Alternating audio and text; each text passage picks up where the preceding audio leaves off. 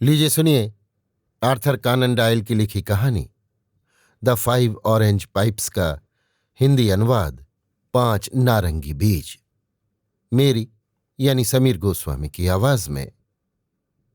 जब मैं 1882 से 1890 तक के शेरलॉक होम्स के मामलों पर अपने नोट्स और अभिलेखों पर नजर डालता हूं तो इतने अधिक विचित्र और रोचक घटनाक्रम सामने आते हैं कि ये तय करना आसान नहीं होता कि किसे चुनूं और किसे छोड़ दूं।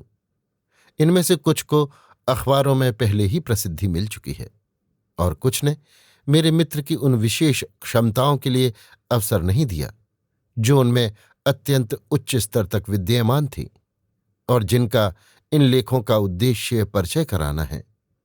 कुछ ने तो उनकी विश्लेषणात्मक प्रतिभा को भी परास्त कर दिया और वे कहानियों की तरह शुरू तो हुए लेकिन उनका कोई अंत नहीं मिला, जबकि अन्य केवल आंशिक रूप से स्पष्ट हुए हैं और उनकी व्याख्या अनुमान और अटकल पर आधारित है, न कि उस पूर्ण तार्किक प्रमाण पर जिसे वो बहुत प्रिय मानता था। फिर भी ऐसे ही एक मामले में विवरण इतने असाधारण थे और उसके परिणाम इतने चौंकाने वाले कि यद्यपि उससे जुड़े कुछ बिंदु कभी पूरी तरह स्पष्ट नहीं हुए और शायद कभी होंगे भी नहीं, मैं उसे वर्णित करने के लिए बाध्य महसूस करता हूं। सन 1887 ने हमें कम या ज्यादा रुचि के कई मामले दिए जिनके अभिलेख मेरे पास हैं। एक ही वर्ष के भीतर के शीर्षकों में मुझे पैराडोल चैम्बर का साहसिक अनुभव, एमेच्योर मेडिकेंट सोसाइटी का वृतांत, जिन्होंने एक फर्नीचर गोदाम के निचले तहखाने में आलीशान क्लब बना रखा था, ब्रिटिश बार्क सोफी एंडरसन के गुम हो जाने से जुड़ी घटनाएं, उफा द्वीप पर ग्राइस पैटरसन परिवार के विचित्र रोमांच और अंत में कैम्बरवेल जहर कांड का उल्लेख मिलता है। आखिरी मामले में, जैसा कि याद होगा, शेरलॉक होम्स मृतक की घड़ी को चाबी देकर ये सिद्ध कर पाया था कि उसमें 2 घंटे पहले ही चाबी दी गई थी और इसलिए मृतक उसी समय सीमा के भीतर सोने गया होगा। एक ऐसा निष्कर्ष जो मामले को सुलझाने में अत्यंत महत्वपूर्ण था।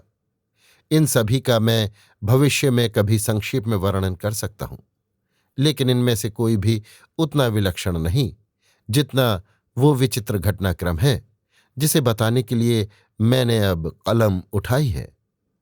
ये सितंबर के अंतिम दिन थे और विश्वत झंझावात असाधारण तीव्रता से चल रहा था। पूरे दिन हवा चीखती रही और बारिश खिड़कियों पर बरसती रही, यहां तक कि इस महान मानव निर्मित लंदन के मध्य में भी हमें अपने जीवन की दिनचर्या से ऊपर उठकर उन महान आदिम शक्तियों की उपस्थिति को स्वीकार करना पड़ा जो सभ्यता की सलाखों के पार से मनुष्य पर ऐसे दहाड़ती हैं मानो पिंजरे में बंद जंगली जानवर हों। जैसे जैसे शाम ढली, तूफान और प्रचंड हो गया और हवा चिमनी में किसी बच्चे की तरह रोती सी लगी। शेरलॉक होम्स चूल्हे के एक ओर उदास मन से अपने अपराध अभिलेखों को अनुक्रमणिका में दर्ज कर रहा था और मैं दूसरी ओर क्लार्क रसेल की कोई उत्तम समुद्री कहानी पढ़ने में तल्लीन था। यहां तक कि बाहर की आंधी की गर्जना पाठ के साथ घुल मिल जाती और बारिश की थपकियां समुद्र की लहरों की थपेड़ों जैसी लगती। मेरी पत्नी अपनी मां के पास गई हुई थी और कुछ दिनों के लिए मैं फिर से अपने पुराने बेकर स्ट्रीट वाले आवास में रह रहा था। ये क्या? मैंने अपने साथी की ओर देखते हुए कहा। ये तो निश्चित ही घंटी थी और आज रात इस समय कौन आ सकता है? शायद आपका कोई मित्र। आपके सिवा मेरा कोई नहीं, उसने उत्तर दिया। मैं आगंतुकों को बढ़ावा नहीं देता। तो फिर कोई मुवक्किल होगा? अगर ऐसा है तो ये गंभीर मामला है। इतना बड़ा कारण ही किसी आदमी को ऐसे दिन और ऐसी घड़ी में घर से बाहर निकाल सकता है, लेकिन मुझे लगता है ये ज्यादा संभव है कि ये मकान मालकिन का कोई पुराना जानकार हो। लेकिन शेरलॉक होम्स का अनुमान गलत साबित हुआ, क्योंकि गलियारे में किसी के कदमों की आहट और दरवाजे पर दस्तक सुनाई दी। उसने अपना लंबा हाथ बढ़ाकर लैंप को अपनी ओर से हटा दिया और खाली कुर्सी की ओर मोड़ दिया जिस पर नया आने वाला व्यक्ति बैठने वाला था। अंदर आइए, उसने कहा। अंदर आने वाला व्यक्ति जवान था, कुल मिलाकर 22 साल का होगा। साफ सुथरा संवरा हुआ, सुंदर कपड़े पहने, और उसके व्यक्तित्व में एक प्रकार की नफासत और कोमलता थी। उसके हाथ में पकड़ी टपकती हुई छतरी और लंबा चमकदार बरसाती कोट ये बता रहे थे कि वो किस भयंकर मौसम से होकर आया है। लैंप की रोशनी में उसने इधर उधर चिंतित नजरों से देखा, और मैं देख सकता था कि उसका चेहरा पीला था और आंखें भारी, मानो किसी गहरी चिंता का बोझ उस पर दबा हुआ हो। मुझे आपसे क्षमा मांगनी है, उसने अपने सुनहरे पिंस नेज यानी नाक पर टिकने वाले चश्मे को आंखों पर चढ़ाते हुए कहा। आशा करता हूं कि मैं आपको परेशान नहीं कर रहा। मुझे डर है कि मैंने आपके आरामदेह कमरे में तूफान और बारिश की कुछ नमी घुसा दी है। आप अपना कोट और छतरी मुझे दीजिए, होम्स ने कहा। ये हुक पर टंगी रहेंगी और थोड़ी देर में सूख जाएंगी। आप दक्षिण पश्चिम से आए हैं, मैं देख रहा हूं। जी हां, हार्शम से।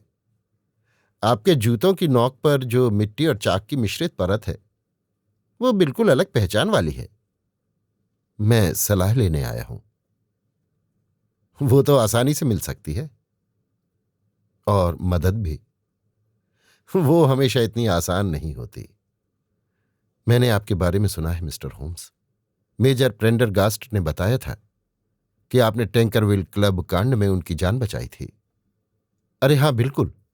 उन पर ताश में धोखाधड़ी का गलत इल्जाम लगा था। उन्होंने कहा था कि आप कुछ भी सुलझा सकते हैं। उन्होंने कुछ ज्यादा कह दिया कि आपको कभी मात नहीं मिली। मुझे 4 बार मात मिली है, 3 बार पुरुषों से और 1 बार औरत से। लेकिन ये आपकी असंख्य सफलताओं के मुकाबले क्या है? ये सच है कि मैं सामान्यतः सफल रहा हूं, तो शायद आप मेरे मामले में भी सफल हों।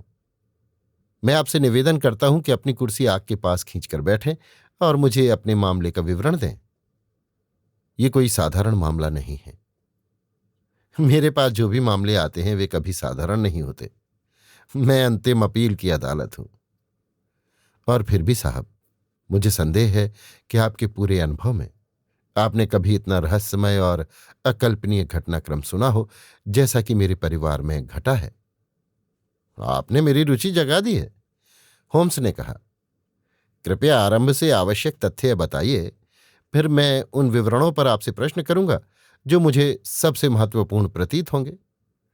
युवक ने अपनी कुर्सी आगे खींची और अपने भीगे हुए पैर आग की लपटों की ओर फैला दिए। मेरा नाम, उसने कहा, जॉन ओपनशा है। लेकिन जहां तक मैं समझता हूं, मेरे अपने व्यक्तिगत मामलों का इस भयानक प्रकरण से बहुत कम संबंध है। ये तो पीढ़ी दर पीढ़ी चला आ रहा मामला है।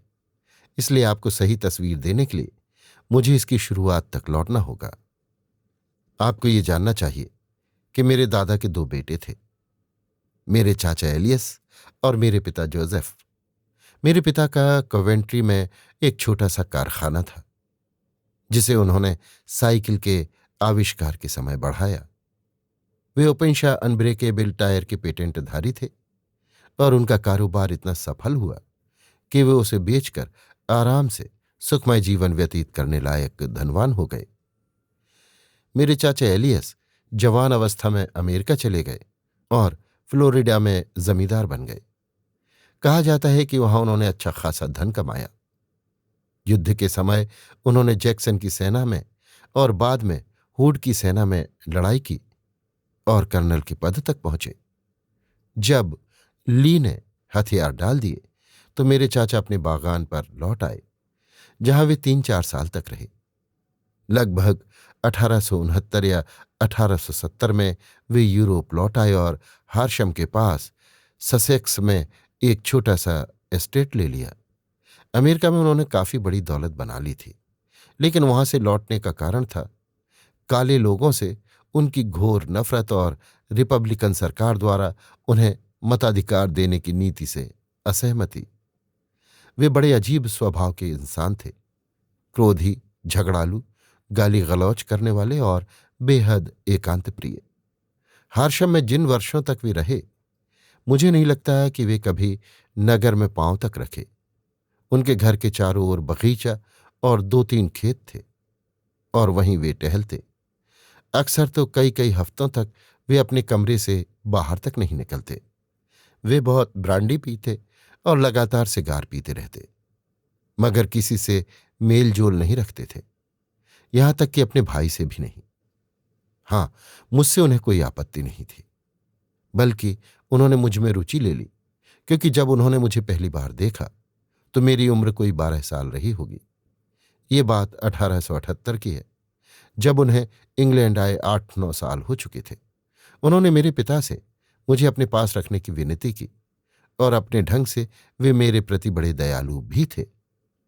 जब वे होश में होते तो मेरे साथ बैकगॉमन या चेकर्स खेलना पसंद करते और नौकरों व व्यापारियों के साथ अपने लेन देन में मुझे अपना प्रतिनिधि बना देते। 16 वर्ष की आयु तक आते आते मैं घर का पूरा मालिक हो गया था। सारे ताले चाबियों का नियंत्रण मेरे पास था और मुझे पूरी स्वतंत्रता थी, सिर्फ इस शर्त पर कि उनकी निजता में कोई बाधा न डालूं। लेकिन एक कमरे को लेकर अपवाद था। ऊपरी अटारी में एक कबाड़ खाना, जो हमेशा बंद रहता और जहां वे मुझे या किसी और को झांकने तक नहीं देते। मैंने कई बार लड़कों वाली उत्सुकता में ताले की झिरी से झांकने की कोशिश की, मगर वहां बस पुरानी संदूक और गठरियों का ढेर ही दिखाई देता। एक दिन मार्च 1883 की बात है। कर्नल की प्लेट के सामने एक विदेशी डाक टिकट वाला लिफाफा पड़ा था। उन्हें पत्र मिलना असामान्य था, क्योंकि वे सारे बिल नकद चुका देते थे और उनके कोई मित्र परिचित भी न थे। भारत से? उन्होंने कहा। पांडिचेरी की मोहर? ये क्या हो सकता है? जब ही उन्होंने लिफाफा खोला, उसमें से 5 सूखी संतरे की गुठलियां छलक कर उनकी प्लेट पर गिर पड़ीं। मैं हंसने ही वाला था कि उनकी शक्ल देखकर हंसी मेरे होठों से मिट गई। उनका होठ ढीला पड़ गया, आंखें बाहर निकल आईं, चेहरा राख जैसा पीला हो गया और वे उस लिफाफे को घूरते रहे जिसे वे कांपते हाथों में पकड़े हुए थे। के उन्होंने चीखते हुए कहा। फिर बोले, हे भगवान, मेरे पाप मेरे पीछे आ पहुंचे। क्या बात है अंकल? मैंने पूछा। मौत, उन्होंने कहा, और मेज से उठकर वे अपने कमरे में चले गए, जबकि मैं भय से कांप रहा था। मैंने लिफाफा उठाया और देखा कि अंदर की फ्लैप पर लाल स्याही से 3 बार अक्षर के लिखा था और कुछ नहीं था सिवाय उन 5 सूखी गुठलियों के। उनकी इस भयंकर घबराहट का क्या कारण हो सकता था? थोड़ी देर बाद मैंने देखा कि वे सीढ़ियों से नीचे उतर रहे हैं। एक हाथ में जंग लगा पुराना चाबी था, जो शायद अटारी के कमरे का था, और दूसरे हाथ में पीतल का छोटा सा बक्सा, जैसे नकदी रखने का बक्सा होता है। वे चाहे जो कर लें, लेकिन मैं उन्हें मात देकर रहूंगा, उन्होंने शपथ खाकर कहा। मैरी से कहो कि आज मेरे कमरे में आग जला दे और फोर्डहम हर्षम वाले वकील को बुलवाओ। मैंने वैसा ही किया। वकील आया और मुझे भी कमरे में बुलाया गया। आग धधक रही थी और अंगीठी में जले हुए कागज की काली रुई जैसी राख पड़ी थी। पीतल का बक्सा खुला और खाली पड़ा था, और मैंने चौंक कर देखा कि उसके ढक्कन पर वही 3 बार लिखा के अंकित था, जो सुबह लिफाफे में देखा था। मैं चाहता हूं जॉन, मेरे अंकल ने कहा, कि तुम मेरी वसीयत के गवाह बनो। मैं अपनी जायदाद, उसकी सारी अच्छाइयों और सारी बुराइयों के साथ अपने भाई तुम्हारे पिता को देता हूं, और उसके बाद ये स्वाभाविक ही तुम्हें मिलेगी। अगर तुम इसे शांति से भोग सको तो ठीक है, वरना मेरी सलाह मानना बेटे। इसे अपने सबसे बड़े दुश्मन को सौंप देना। मुझे खेद है कि तुम्हें ये 2धारी चीज दे रहा हूं, मगर मैं नहीं कह सकता कि आगे क्या होने वाला है। कृपया कागज पर वहीं हस्ताक्षर कर दो जहां मिस्टर फोर्डहम बताएं। मैंने हस्ताक्षर कर दिए और वकील कागज लेकर चला गया। ये घटना मेरे मन पर गहरी छाप छोड़ गई। मैं बार बार सोचता और उलट पलट कर विचार करता, पर कोई अर्थ समझ नहीं पाता। फिर भी वो भयावह एहसास मेरे भीतर बना रहा। हालांकि समय के साथ उसका असर कुछ कम हुआ, क्योंकि हमारे जीवन की सामान्य दिनचर्या में कोई व्यवधान न आया। पर मैं देख रहा था कि मेरे अंकल में बदलाव आ गया है। वे पहले से भी ज्यादा शराब पीने लगे और समाज से और कट गए। अक्सर अपने कमरे में बंद रहते और कभी कभी अचानक नशे में पागलपन की हालत में बाहर निकलते, हाथ में रिवॉल्वर लेकर बगीचे में दौड़ते हुए चिल्लाते, मैं किसी से नहीं डरता, ना आदमी से ना शैतान से। मुझे भेड़ की तरह बाड़े में बंद नहीं किया जा सकता। लेकिन फिर अचानक भागते हुए अंदर घुस आते और दरवाजा बंद कर लेते, मानो अपनी आत्मा की जड़ तक फैले भय के आगे और खड़े नहीं रह पा रहे हों। उन पलों में मैंने उनका चेहरा देखा है, यहां तक कि ठंडे दिन में भी पसीने से भीगा हुआ, जैसे अभी अभी पानी से निकाला गया हो। खैर, अंत में हुआ ये कि एक रात वे ऐसे ही नशे में घर से बाहर निकले और फिर लौट कर नहीं आए। जब हमने खोज की तो उन्हें बगीचे के एक हरे कीचड़ से भरे छोटे तालाब में मुंह के बल पड़ा पाया। हिंसा का कोई निशान नहीं था और पानी केवल 2 फुट गहरा था। इसलिए जूरी ने उनके सनकी स्वभाव को देखते हुए आत्महत्या का फैसला सुनाया। लेकिन मैं, जो जानता था कि वे मृत्यु के विचार मात्र से कांप जाते थे, बड़ी मुश्किल से मान सका कि उन्होंने खुद मौत को गले लगाया। खैर, मामला वहीं खत्म हो गया और मेरे पिता ने एस्टेट और बैंक में जमा लगभग 14,000 पाउंड अपने अधिकार में ले लिया। एक क्षण होम्स ने बीच में टोका, आपका बयान अब तक सुनी गई सबसे उल्लेखनीय बातों में से एक है। ये मैं पहले से देख रहा हूं। मुझे आपके चाचा को वो पत्र कब मिला और उनकी तथाकथित आत्महत्या की तिथि बताइए। पत्र 10 मार्च 1883 को आया था। उनकी मृत्यु 7 सप्ताह बाद 2 मई की रात को हुई। धन्यवाद, कृपया आगे बढ़िए। जब मेरे पिता ने हार्शम की जायदाद संभाली तो मेरी इच्छा पर उन्होंने अटारी का सावधानीपूर्वक निरीक्षण किया, जिसे हमेशा बंद रखा गया था। वहां हमें पीतल का वो डिब्बा मिला, हालांकि उसकी सामग्री नष्ट की जा चुकी थी। ढक्कन के भीतर एक कागज का लेबिल चिपका हुआ था, जिस पर के अक्षर दोहराए गए थे और नीचे लिखा था, पत्र, ज्ञापन, रसीदें और एक रजिस्टर। हम ये मानते हैं कि ये वही कागजात थे जिन्हें कर्नल ओपेनशाह ने जला दिया था। बाकी अटारी में कोई विशेष वस्तु नहीं थी, बस ढेर सारे बिखरे कागज और नोटबुक्स थी, जो मेरे चाचा के अमेरिका स्थित जीवन से संबंधित थीं।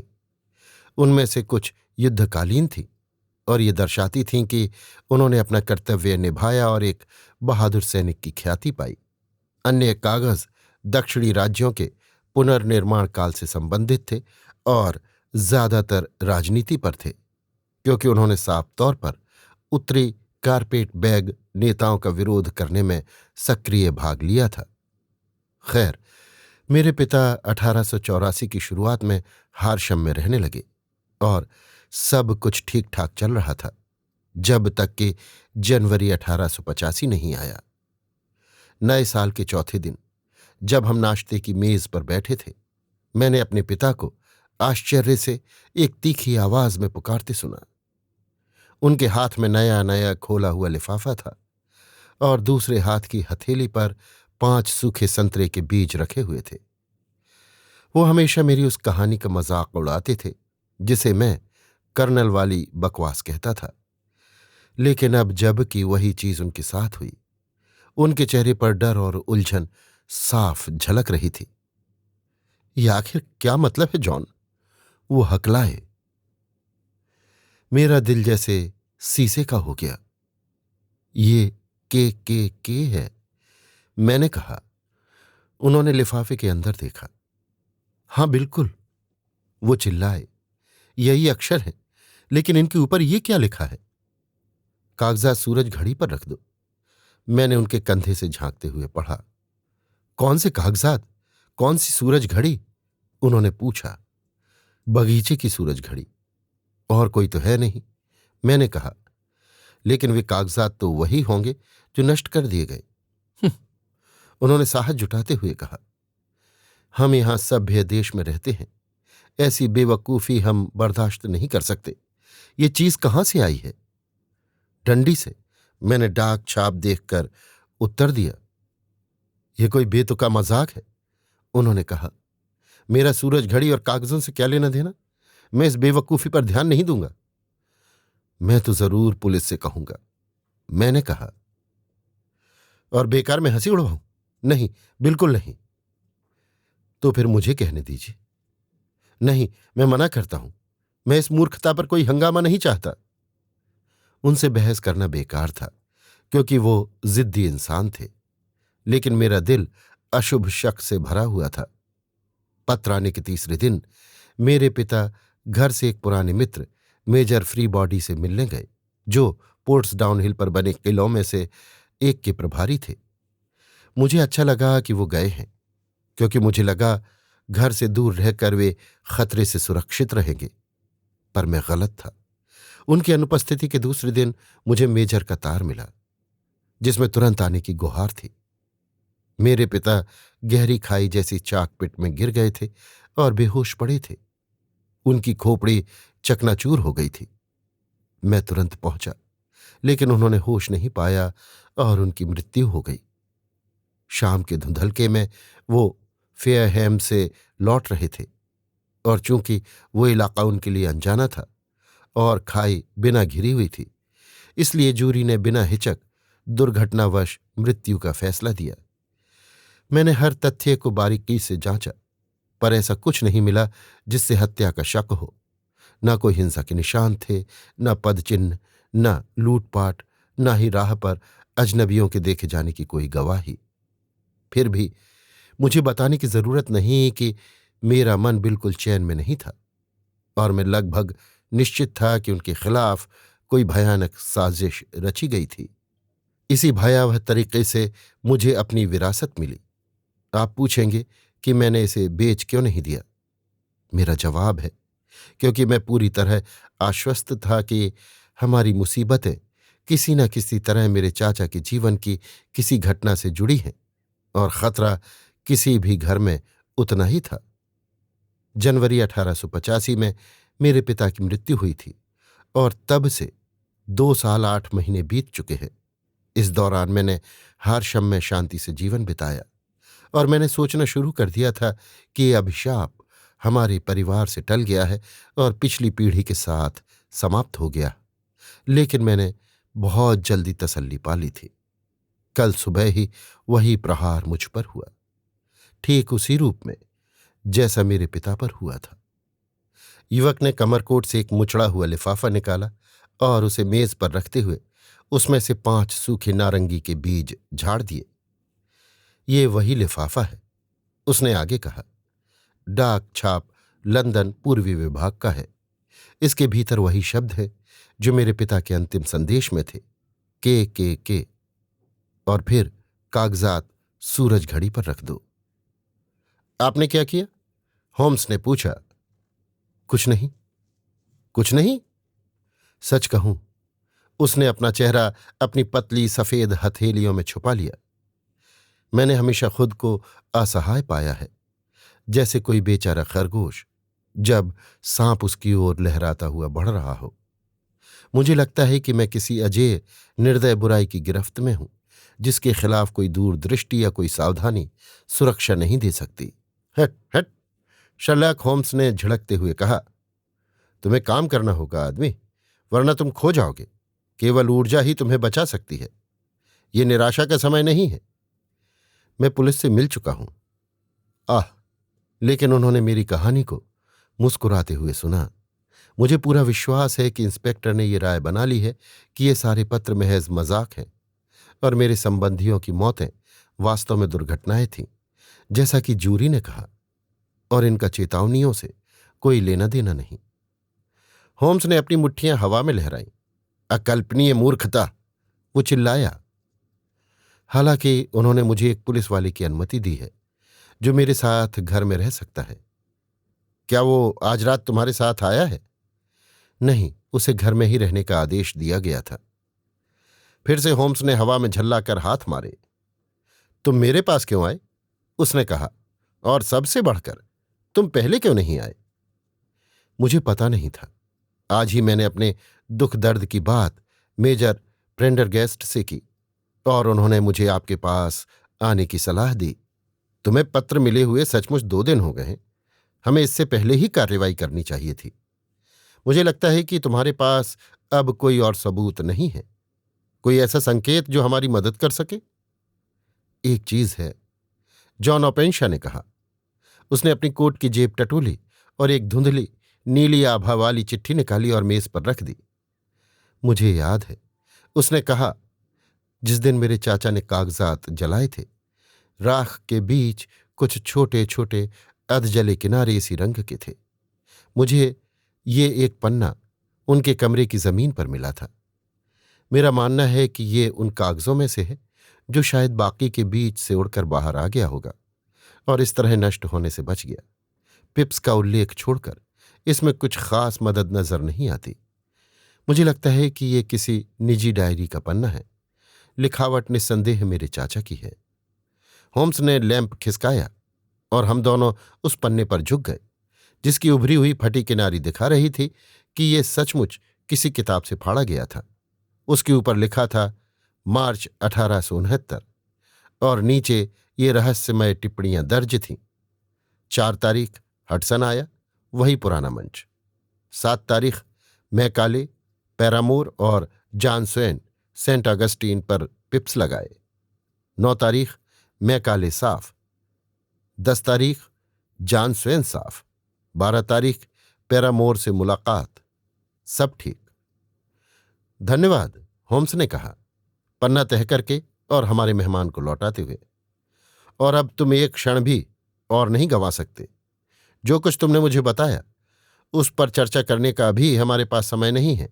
तुम्हें तुरंत घर जाकर कार्रवाई करनी होगी। मुझे क्या करना चाहिए? सिर्फ एक ही चीज करनी है, तुरंत करनी है। ये पन्ना जो तुमने हमें दिखाया है उसे उसी पीतल के डिब्बे में रख दो जिसका तुमने जिक्र किया है। साथ ही एक नोट भी डाल दो जिसमें लिखा हो कि बाकी सारे कागज तुम्हारे चाचा ने जला दिए थे और यही एक शेष है। तुम्हें ये ऐसे शब्दों में लिखना होगा कि पढ़ने वाला विश्वास कर ले। इसके बाद तुरंत उस डिब्बे को बगीचे की सूरज घड़ी पर रख देना होगा जैसा निर्देशित किया गया है। समझे? पूरी तरह। इस समय बदला लेने या ऐसी किसी बात के बारे में मत सोचो। मेरा मानना है कि कानून के सहारे हम वो पा सकते हैं, परंतु हमें अपना जाल बुनना है, जबकि उसका जाल पहले से बुना हुआ है। पहली प्राथमिकता तुम्हें घेरे हुए आसन्न खतरे को हटाना है, दूसरी रहस्य को सुलझाना और दोषियों को दंडित करना। धन्यवाद, युवक ने कहा, उठते हुए और अपना ओवरकोट पहनते हुए। आपने मुझे नई जान और आशा दी है।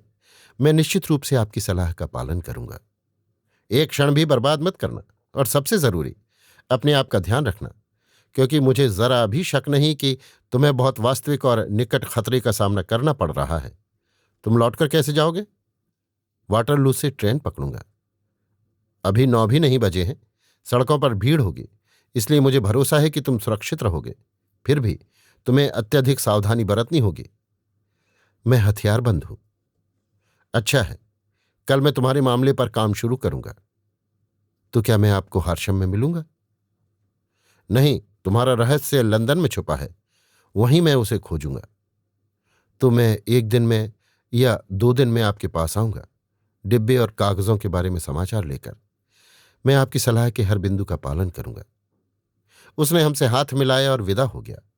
बाहर हवा अब भी चीख रही थी और बारिश खिड़कियों पर थपेड़े मार रही थी। ये विचित्र उग्र कहानी जैसे पागल तत्वों के बीच से हमारे पास आ गई हो। समुद्र की आंधी में उड़ा हुआ कोई समुद्री शैवाल और अब फिर उन्हीं में समा गई हो। शर्लॉक होम्स कुछ देर तक चुपचाप बैठा रहा, सिर झुकाए, आंखें आग की लाल चमक में गड़ी हुई।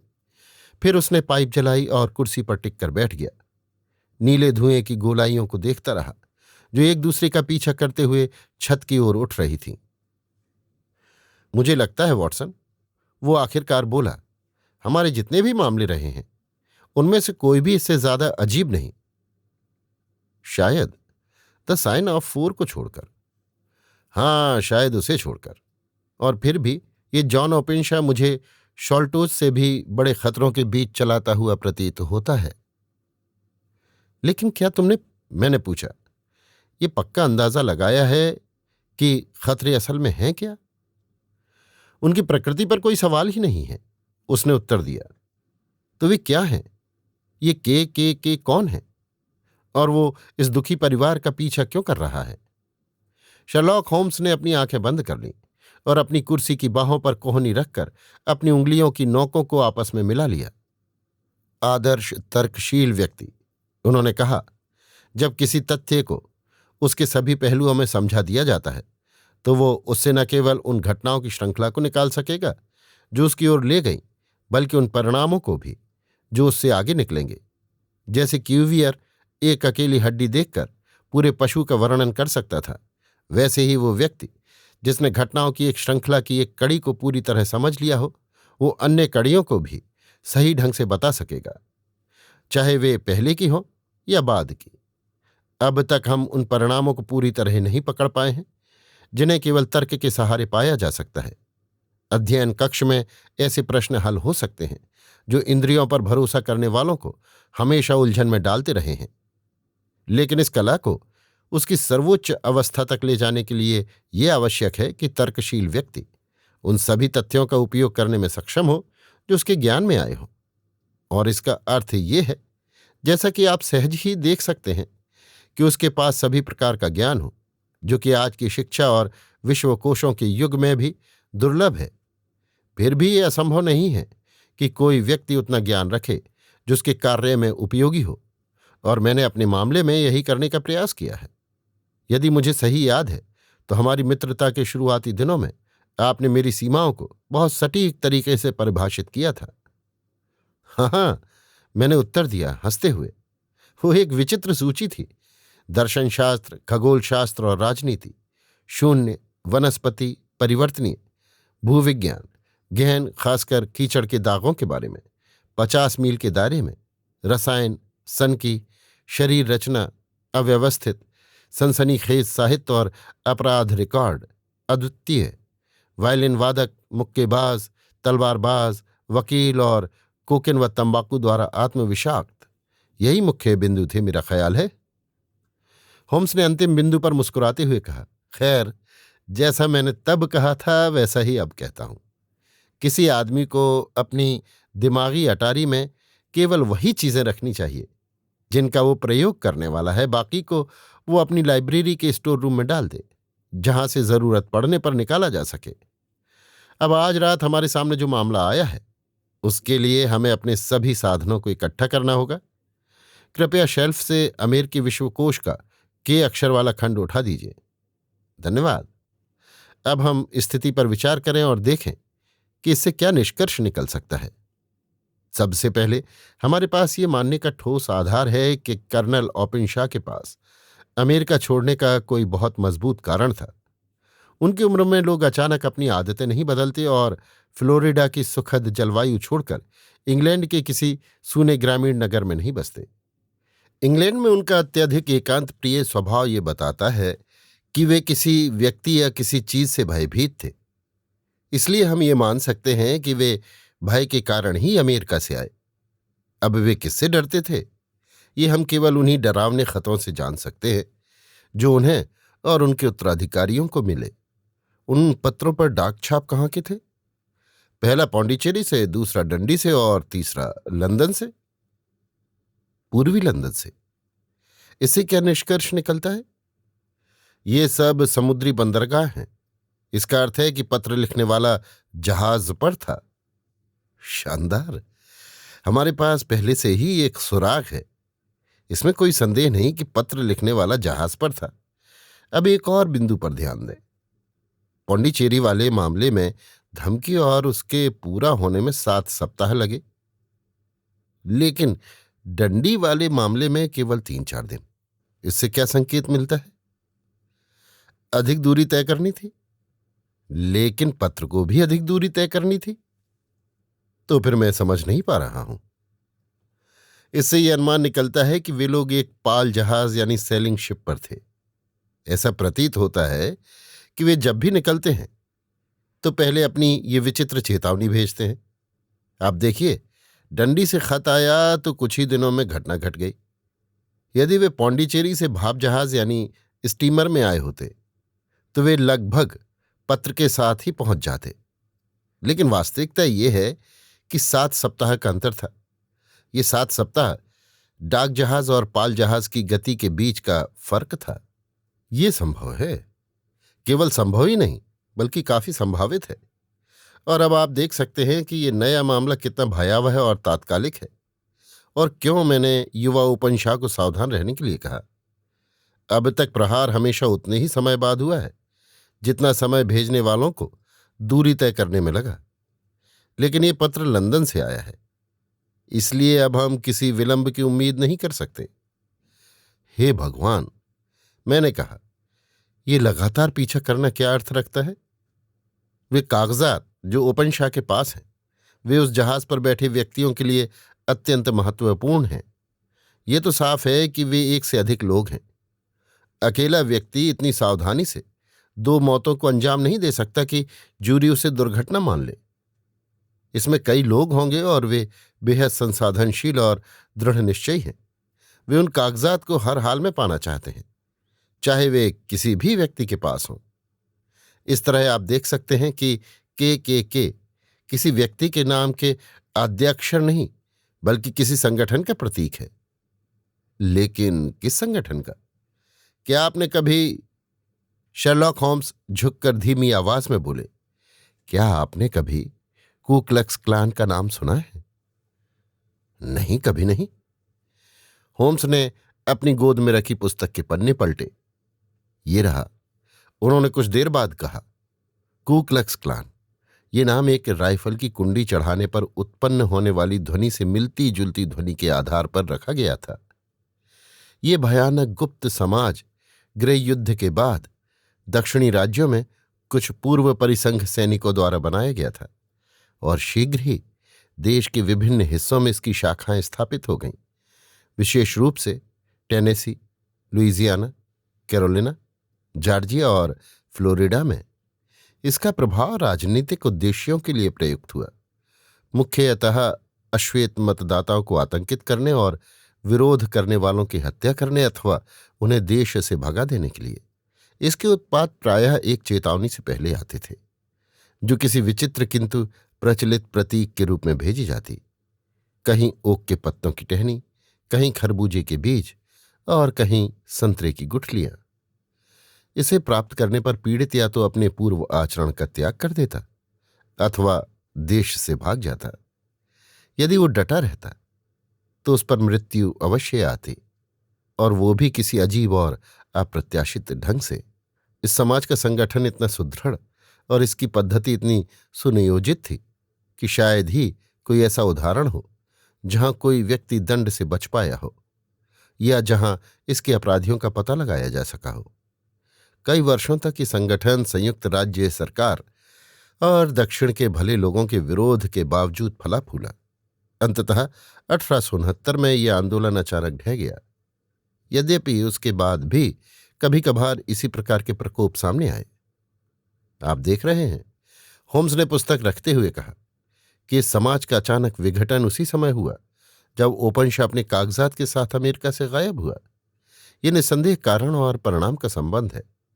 आश्चर्य यह नहीं कि वो और उसका परिवार इनके कुछ सबसे निर्दयी सदस्यों के निशाने पर हो। आप समझ सकते हैं कि ये रजिस्टर और डायरी दक्षिण के कुछ प्रमुख व्यक्तियों को दोषी ठहराते होंगे, और जब तक वे कागज वापस न मिल जाएं, कई लोग चैन से नहीं सो पाएंगे। तो जो पन्ना हमने देखा था वैसा ही था जैसा अपेक्षित था। उस पर लिखा था, यदि मुझे सही याद है, ए, बी और सी को गुठलियां भेजीं, यानी उन्हें समाज की चेतावनी भेजी गई। फिर दर्ज है कि ए और बी ने देश छोड़ दिया और अंततः सी से मुलाकात की गई, जिसका परिणाम मुझे डर है सी के लिए घातक रहा। खैर डॉक्टर, मेरा ख्याल है कि हम इस अंधेरे स्थान में कुछ प्रकाश डाल सकते हैं, और मुझे विश्वास है कि फिलहाल युवा ओपनशाह का बचाव केवल उसी उपाय में है जो मैंने उसे बताया। आज रात तो और कुछ कहने या करने की आवश्यकता नहीं है। तो मेरी वायलिन दीजिए और चलिए आधे घंटे के लिए इस उदास मौसम और अपने साथियों की और भी उदास प्रवृत्तियों को भूलने की कोशिश करें। सुबह का मौसम साफ हो गया था और सूर्य मध्यम रोशनी के साथ उस धुंधली परत से चमक रहा था जो महानगर पर छाई रहती है। जब मैं नीचे आया, शर्लॉक होम्स पहले ही नाश्ता कर रहे थे। मुझे खेद है कि मैंने आपका इंतजार नहीं किया, उन्होंने कहा, लेकिन मुझे आज इस युवा ओपनशाह के मामले में काफी व्यस्त दिन रहने की संभावना है। आप क्या कदम उठाएंगे? मैंने पूछा। ये मेरी प्रारंभिक जांच के परिणाम पर निर्भर करेगा। शायद अंत में मुझे हार्शम जाना पड़े। क्या आप पहले वहां नहीं जाएंगे? नहीं, मैं नगर से आरंभ करूंगा। जरा घंटी बजाइए, नौकरानी आपकी कॉफी लाएगी। इंतजार करते हुए मैंने मेज पर रखा अखबार उठाया और सरसरी नजर से देखा। मेरी दृष्टि एक शीर्षक पर पड़ी जिसने मेरे दिल को ठंडा कर दिया। होम्स, मैंने चिल्लाकर कहा, आप देर कर चुके। आह, उन्होंने प्याला रख दिया। मुझे आशंका थी। कैसे हुआ? उन्होंने शांति से कहा, किंतु मैं देख सकता था कि वे गहराई से विचलित थे। मेरी नजर ओपनशाह नाम पर पड़ी और शीर्षक था, वाटरलू ब्रिज के पास त्रासदी। ये रहा विवरण। कल रात 9 और 10 बजे के बीच एच डिवीजन के पुलिस कांस्टेबल कुक, जो वाटरलू ब्रिज के पास ड्यूटी पर थे, ने मदद की पुकार और पानी में छींटे की आवाज सुनी। किंतु रात अत्यंत अंधेरी और तूफानी थी, इसलिए कई राहगीरों की मदद के बावजूद बचाव असंभव रहा। फिर भी अलार्म दिया गया और जल पुलिस की मदद से अंततः शव निकाला गया। ये एक युवा सज्जन का था, जिनका नाम जेब में मिले एक लिफाफे से पता चला जॉन ओपनशाह था और जिनका निवास हार्शम के पास था। अनुमान लगाया गया कि वे वाटरलू स्टेशन से अंतिम ट्रेन पकड़ने के लिए जल्दी में जा रहे थे और अंधकार व जल्दबाजी में रास्ता भटककर नदी के छोटे उतरने वाले घाट पर से गिर पड़े। शरीर पर किसी हिंसा का कोई चिन्ह नहीं था और इसमें कोई संदेह नहीं कि मृतक दुर्भाग्यपूर्ण दुर्घटना का शिकार हुआ। ये घटना अधिकारियों का ध्यान नदी किनारे बने उतरने वाले घाटों की दयनीय दशा की ओर अवश्य आकर्षित करेगा। हम कई मिनट तक मौन रहे। होम्स को उतना खिन्न और विचलित मैंने पहले कभी नहीं देखा था। ये मेरे गर्व को चोट पहुंचाता है, वॉटसन, उन्होंने अंततः कहा। निश्चित ही ये एक तुच्छ भावना है, लेकिन मेरे गर्व को चोट पहुंचती है। ये अब मेरे लिए व्यक्तिगत मामला बन गया है, और यदि भगवान ने मुझे स्वास्थ्य दिया तो मैं इस गिरोह को पकड़े बिना नहीं रहूंगा। ये कि वो मेरी मदद मांगने आया और मैंने उसे मृत्यु की ओर भेज दिया। वे कुर्सी से उछल पड़े और कमरे में इधर उधर टहलने लगे। उनके पीले गाल लाल हो गए थे और उनकी लंबी पतली उंगलियां बेचैनी से खुल बंद हो रही थीं। वे जरूर चालाक शैतान होंगे, उन्होंने अंततः कहा। उन्होंने वहां कैसे फुसलाया? एम्बेकमेंट स्टेशन की सीधी राह पर नहीं है। पुल शायद उस रात भीड़ से भरा रहा होगा, इसलिए वो रास्ता उनके काम का नहीं था। खैर वाटसन, देखते हैं अंत में कौन जीतता है। मैं अभी जा रहा हूं। पुलिस के पास? नहीं, मैं अपनी खुद की पुलिस रहूंगा। जब मैं जाल बुन लूंगा तब वे मक्खियां पकड़ सकते हैं, लेकिन उससे पहले नहीं। पूरा दिन मैं अपने पेशेवर कार्य में व्यस्त रहा और देर शाम बेकर स्ट्रीट लौटा। शर्लॉक होम्स अभी तक नहीं आए थे। लगभग 10 बजे वे लौटे, पीले और थके हुए दिख रहे थे। वे सीधे साइड बोर्ड पर गए और रोटी का एक टुकड़ा तोड़कर भूखे भेड़िए की तरह खा गए। फिर लंबा गिलास पानी पी गए। आप भूखे हैं? मैंने कहा।